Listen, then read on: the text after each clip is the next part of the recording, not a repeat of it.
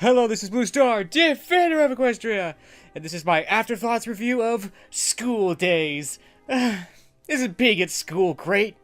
Sort of. I mean... Yeah, after watching this episode a few more times, I've realized there's a lot going on in this episode. So much that I actually put some of these things on this handy-dandy index card to help me remind me so I don't forget about them, so... Yeah, I mean, that's sort of the thing I like the most about this episode, is that there is a lot going on, but at the same time, it's also what's really problematic about this episode, among several things, but as Dr. Wolf says, like 20, I think he said it was 20 new characters? No, that can't be, you know? Whatever, a lot of characters have been inserted into the show. I mean, this whole new location, you know, a whole changing of the format itself. I mean, we could, in theory, spend the rest of the series in this school, and we might never leave Ponyville again. Well, probably not, but entirely possible, but definitely a lot has changed in this episode, and yeah, I have to agree. Yeah, Rainbow Dash had a very good point. It's like, it's too much. Rainbow Dash is definitely right on this one. I think this is too much. I mean, considering that they already have essentially, you know, a day job. They go around saving Equestria, either, you know, on the big, huge things like in the MLP movie or the friendship missions and all that. And now they're basically going to be teaching in the school.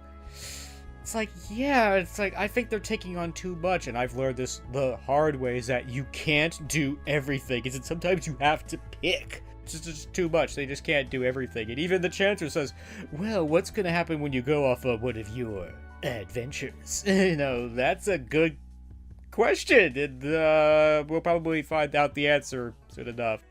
I still find this episode very problematic because essentially at the end of this episode, they're basically saying, let's ignore the rule of law and just do whatever we want. That sounds like a great idea, MLP. Ugh. That sounds almost destructive. It's like, grrr. However, at the same time, the flip side is very much true, is that if you know that the school board is doing something wrong, you should oppose it and do whatever you can to oppose it, because they're doing the wrong thing. I mean, it kind of reminds me of a line from MLP. But who watches the Watchmen? The school board is there to watch the schools, but who watches the school board to make sure that they're not doing something wrong? Yeah, definitely Chancellor Daze is definitely in the wrong here.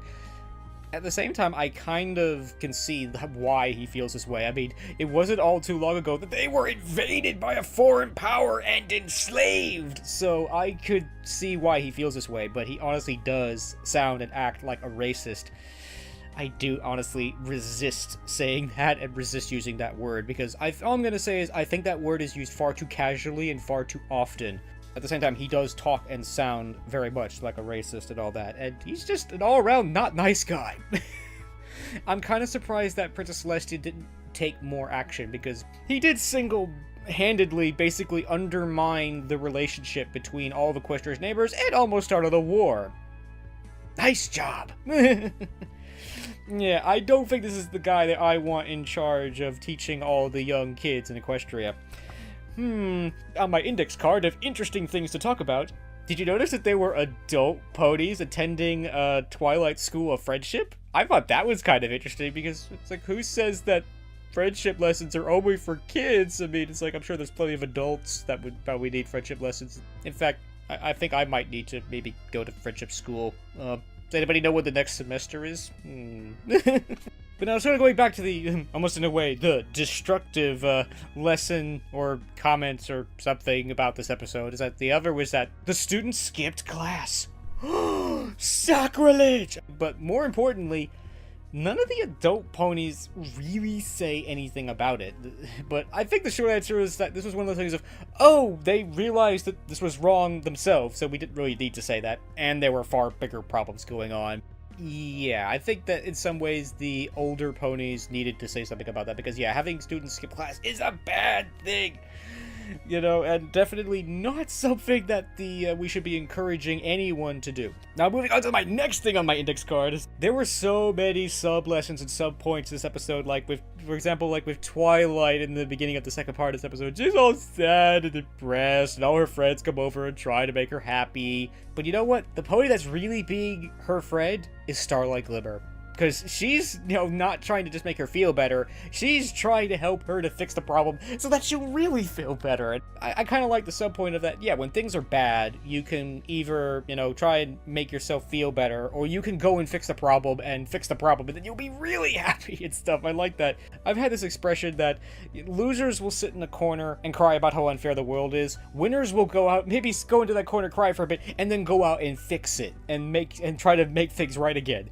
And that's exactly what Twilight needed to do here. And Starlight Glimmer was the pony that needed to do that. I like that. This is the thing I kind of like about Starlight Glimmer. She has a little bit more of a darker side. She's willing to be a little bit more aggressive, shall we say, or sort of a thing. It's like, more willing to do the tough love kind of stuff rather than just try to give, Twilight cupcakes and dresses and stuff and try to make her feel good. She's actually motivating her and helping her to fix the actual problem. Continuing on with Twilight is that Twilight really learns at the end of this episode, kind of almost a continuation of the MLP movies, that she has to trust and rely on her friends and have her friends be more involved rather than just simply being in charge and being, I am head pony. I have to listen to my friends and let them help me figure out what the problem is and work through it, and basically let them be part of the solution rather than just, oh no, do this. Another interesting thing is that Celestia actually refers to Twilight as Princess Twilight Sparkle. I think this is one of the few times that Celestia has actually done that. And again, I really liked that scene at the end because Princess Celestia was here. She had an opportunity to actually take part in this because she really has to, because this is definitely a world issue and she's the world leader of Equestria, so she really had to be a part of this. But she's giving Twilight the opportunity and almost in a way the authority to deal with this. This is why all this happened, and this is how we're going to run the school differently, and I thought that was great. Yes! It is nice that the princesses don't, I'm a princess, obey me!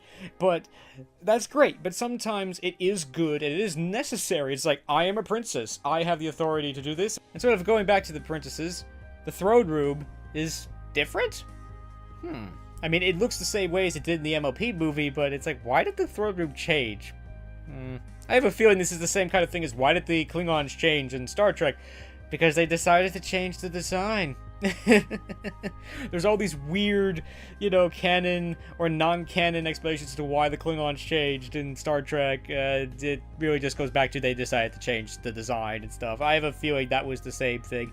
My almost headcanon reasoning as to why they did that was, I think they wanted to make Luna and Celestia a little bit more equal, because Celestia is sitting on that top throne and Luna's kind of sitting on a slightly lower level than she is, and that's kind of the way it is in the hierarchy, but it literally puts Celestia above Luna, so maybe they're trying to make her a little bit more equal, in that even though Luna's chair is pushed back a little bit, they're basically on the same level, so I kind of like that, but I kind of like, it's much darker, and I don't really like it that much. Maybe the reason is that they're trying to make this a little bit more, quote, neutral, that maybe the throne room was a little bit too geared towards Celestia. Now that Luna's here, maybe we were trying to make it more sort of suiting both of them, but I don't know. But anyway, I still like this episode. It was just so nice seeing friends come together, especially from such different places. And Vincent Tong finally voices a character that maybe the people will actually like. Because he voices, was it Sandbar or whatever, is that green pony that they're making friends with. He seems to be a nice guy, so maybe the fans will actually like this character. I also really liked, Silverstream? It's she is so almost like the kid version of Princess Skystar, which I thought is great. Yay! Yeah, I mean, it's I wanted to see Tempest here, but it sounds like Tempest is probably not going to come here, because she's going around telling everybody, it's ding dong, the Storm King's dead. Yes, he's dead. I can't imagine Tempest doing that. It's probably more hello, everybody. The Storm King is dead. I don't know. That was really bad, but that was definitely more Tempest's character. But you never know. Maybe Tempest and some of the other characters will make an appearance. It's only the first episode. You never know. I never thought of that. It's it'd be great if the voice actors that voice those characters would be here, but they could always just voice cast someone else. It's often what they do. It's we can't get this person. We'll just get someone who sort of sounds like them. Hope the fans won't notice. But knowing the Brony community, yeah, we'll notice. But yeah, it's I still, overall, I really like this episode. It definitely sets the direction for this season. Or does it? We shall see. I mean, certainly this is a massive shift. I mean, yeah, I mean, this could literally turn this show basically into Equestria Girls, where we're going to spend our time in a school with students. It's a completely different role, whereas instead of Equestria Girls, the main 6 are basically the students, now they're the teachers. So that might be interesting, but I don't know. I doubt that's what's gonna happen. Probably the school is gonna be pretty central to the season, but it's not gonna be like the only thing that we see. It's not like we're gonna never leave the school or Ponyville. We're probably gonna be a few other, probably friendship quests to go on, and of course there'll be a big supervillain at some point and stuff. So this probably isn't gonna be the only thing the characters are gonna do, but yeah, definitely this is a massive shift in everything for the show. This has just simply changed everything. It's like nothing's the same anymore, as what's said in Babylon 5. And it's like, I can't imagine things will be the same anymore after this episode. Despite this episode is kinda problematic in some things, I mean, I think ultimately it was okay. Ultimately, I think it was a really good episode, and definitely, it's just so nice seeing a good team and friendship coming together. Yay! It's gonna be interesting to see what happens next episode. Because if this is like another school episode, then it might be safe to assume that maybe this will be the focus of the season. But if it's like another kind of episode, if it's a more typical episode of MLP, where it's like, we're just hanging out in Ponyville, and oh, there's this friendship crisis that we gotta go deal with, maybe it won't be the focus of the season. But again, it's too early to tell. It's only the first episode, so... But still, definitely looking forward to seeing what happens next, and looking forward to seeing what happens in this school one way or another, so... Yo! So, that is the end of my Afterthoughts review of School Days. This is Blue Star. Stay strong and pony on. Blue Star out.